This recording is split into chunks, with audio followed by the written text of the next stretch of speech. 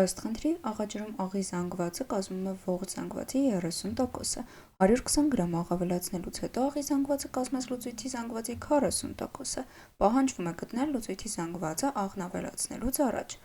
Շատ լավ, ինչ կարող ենք անել։ Առհասարակ այսպիսի խնդիրներում իհարկե կարող ենք առանձնացնել մասերի, առանձնացնել օրինակ աղը, ջրի զանգվածը, հետո ասել այսքան աղ կավելացնենք եւ զանգվածը այսպես կփոխվի տոկոսայնությունն էլ հետեւյալ կերպ։ Բայց դա բավականին խառը հաշվարկ է, որի ընթացքում կարելի է հեշտությամբ խճճվել։ Դրա համար առաջարկում եմ նմանատիպ խնդիրներում դիտարկել ինչ-որ մի բան, որը ընթացքում չի փոխվում։ Այսինքն գործողությունից հետո չի փոխվում, սակայն նրա տոկոսայնությունն է փոխվում, որովհետև դրա վրա շատ ավելի հեշտ է որոշակի գործողություններ կատարել։ Հիմա տեսեք, ի սկզբանե մենք ունեինք աղաջուր, ահա այսքան։ Եկեք այսպես պատկերենք մեր սկզբնական աղաջուրը, որտեղ մենք գիտենք, որ աղի զանգվածը ողջ զանգվածի 30%-ն է։ 30%-ը աղը մոտ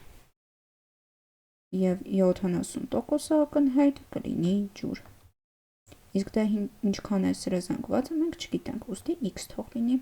միայն x թողնենք, x գրամ մեր դեպքում։ Շատ լավ, նրան մենք ավելացնում ենք 120 գրամ աղ,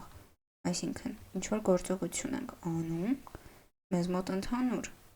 աղաջուրը ավելանում է և ինչքան է ստացվում նրա աղի զանգվածը։ Աղի զանգվածը 40% է ստացվում։ Ահա, սա մեր աղն է, հետևաբար 60% էլ ջուրն է ստացվում։ Բայց նկատենք, որ եթե այստեղ մենք ջրի զանգվածը այստեղ ներկենք այս կտորում, ահա այս հատվածը, և աղ ավելացնելուց հետո ներկենք, նույնը կլինի, այսինքն մենք միայն փոփոխություն ենք կատարել աղի զանգվածի հետ, այս երկուսը իրար հավասար են, և արդյունքում էլ այստեղ նույնիսկ մենք ունենք x գումարած 120 գրամ լուծույթ։ Շատ լավ, ստացվեց, որ սկզբում x գրամ աղաջուր ունենք, և այդ աղաջրի 70%-ը ջուր է, և արդյունքում աղը ավելացնելուց հետո ունենք x գումարած 120 գրամ աղաջուր, որտեղ 60%-ն է ջուր, սակայն այս երկու զանգվածները իրար հավասար են։ Դա նշենք այստեղ։ Քանի որ ավելացրել ենք միայն աղ,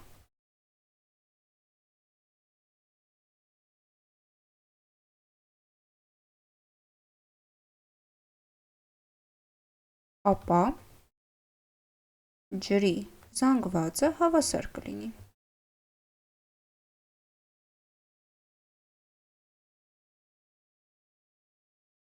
Հավասար կլինի երկու լուծույթներում։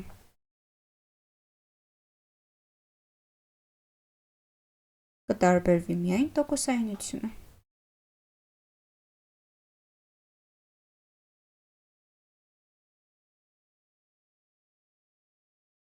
Ահա։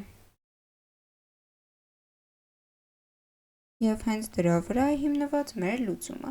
Եկեք գտնենք, թե առաջին սկզբնական աղաջրում աղը, կներեք, ջուրը ինչքան զանգվածներ կազմում, դե եթե 70%-ն է,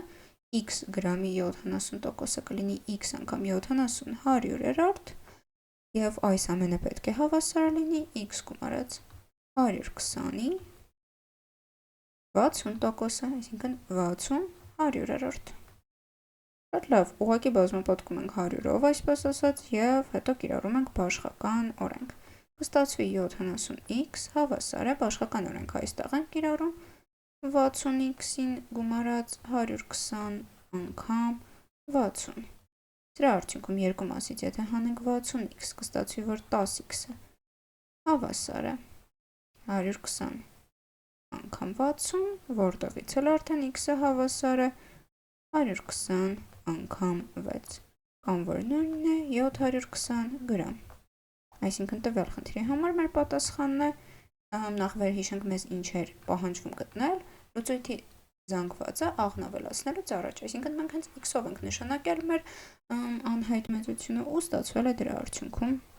հենց x-ով էլ պատասխանը գտել ենք։ Հետևաբար 720 գրամ է եղել զանգվածը ի սկզբանե։ Շատ լավ, եկեք ամփոփենք խնդրի լուծումը եւ եւս մի կտոր վերջում կասեմ, որի օգնությամբ նույնպես կարող եք լուծել։ Դե ինչ էր պետք անել, պետք էր գծագիր գծել ու պետք էր հասկանալ, որ ջրի զանգվածը նույնն է, միայն տոկոսայնությունն է փոխվում։ Գծագիր գծելու ամենահեշտ տարբերակը ուղղակի ընդհանուր աղաջուր այսպես ինչ որ շրջանով պատկերելն է, իհարկե շրջան չէ, ինչ որ օվալ է, բայց տարբերություն չկա, ուղղակի պատկերում ենք մենք։ Դրա մի մասը աղ է, 30%-ը գիտենք, որ աղ է, ակնհայտ 70%-ն էլ ջուր է։ Եվ ընդհանուր զանգվածը x գրամով նշանակեցինք։ Ավելացրինք 120 գրամ աղ։ Ու դրանից հետո զանգվածը ստացվեց աղաջրի x գումարած 120 գրամ։ Ու այդ ժամանակ արդեն մեզ մոտ աղաջուրը ստացվեց 40%-անոց լուծույթ։ Հետևաբար 40%-ը դրա արդյունքում ստացվեց աղ եւ 60%-ը ջուր։ Դա արդեն մենք ինքնուրույն ենք գտնում եւ այս երկուսը զանգվածներով իրար հավասար են, ինչն էլ հենց այստեղ գրեցինք, որ առաջին լուծույթի 70%-ը հավասար է երկրորդ լուծույթի 60%-ին, որտեղից գտանք x-ը եւ x-ը հենց սկզբնական լուծույթի զանգվածն էր։ Հետևաբար 720 գրամ էր սկզբնական լուծույթը, բայց կարող ենք մենք նաեւ մեր հավասարումը կառուցել աղի վրա հիմնվելով։ Տեսեք, այստեղ 30%-ն էր աղ, մենք դրան 120 գրամ ենք ավելացնում ու ստանում ենք 40%-ը։ Կարելի է այսպես նույնպես հավասարում կազմել։ Սկզբնական լուծույթի 30 100-րդ մասին, ինքն 30%-ին եթե ավելացնենք 120 գրամ աղ, այս ավելացրածը կստանանք վերջնական լուծույթի 40%-ը։ X գումարած 120 բազմապատկած 40 100-րդով։ Եվ այս հավասարումը լուծելուց հետո կրկին կգտնեինք, որ x-ը հավասար է 720 գրամ, այսինքն լրիվ նույն միտքը, սակայն տարբեր բաներ հավասարեցնելով։ Ավելի քիչ գործողություն ենք անում, երբ ինչ-որ բան ենք հավասարեցնում, որում փոփոխություն չի եղել, այստեղ ջուրը չէր փոխվել, դրա համար ավելի հարմար էր ջրի վրա հավասարում կառուցելը, բայց եթե աղի համար ենք ուզում փորձել, պետք է արդեն հաշվի առնենք, որ աղ ենք ավելացնում։ Մեկ այլ տարբերակ կլիներ, եթե ի սկզբանե մենք նշենք x գրամ աղ, ահա այստեղ x գրամ եւ y գրամ ջուր, դրանից հետո այստեղ ունենենք x գումարած 120 գրամ աղ, այստեղ y գրամ աղ ու դրա վերաբերյալ հավասարում կառուցենք։ Այդպես նույնպես կարելի է, բայց դա մի քիչ ավելի երկար ու խճճող process կարող է լինել, ուստի ինքնուրույն կարող եք փորձել, կարող եք մեկնաբանություններում թողնել ձեր լուծումը, սակայն այս եղանակը շատ ավելի պարզ եւ արագ է տվել խնդրի համար։ Ուստի ամբողջությամբ կարող ենք լուծումը ավարտել։